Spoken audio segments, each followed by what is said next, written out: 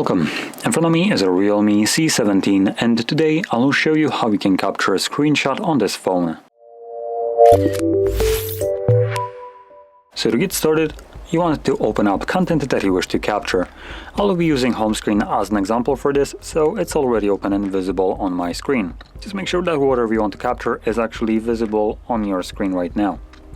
Once it is, simply hold power button and volume down at the same time. You have this little flasher on the borders and a pop-up with option that I cannot define what it was, so let's try it again. Okay, so this is a scrollable screenshot button, which is only accessible when there is content that I can scroll down on. As an example, settings. So I'm going to demonstrate it in here.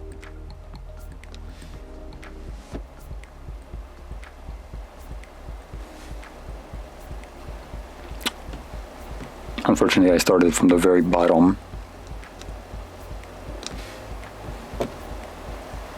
There we go.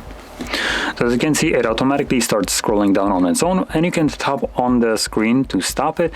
You can also drag it down yourself to be a little bit more precise. It shows you the resolution right here for a split second, and once you're satisfied, you can click on the check mark to save this longer version of a screenshot. Now additionally, there was another option above the screenshot with share option. Once you have captured your screenshots, you can find all of them in your Photos application, right over here. And in the Photos, we can navigate to Library,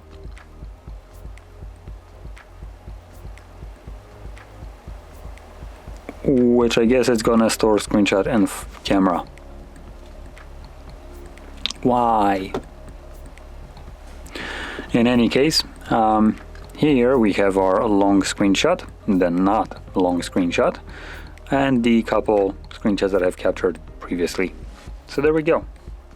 Now, unfortunately, as you can obviously see, these screenshots will be kept under camera, which will get messy in the longer run, because they will be dropped in the same location where you would capture your normal photos.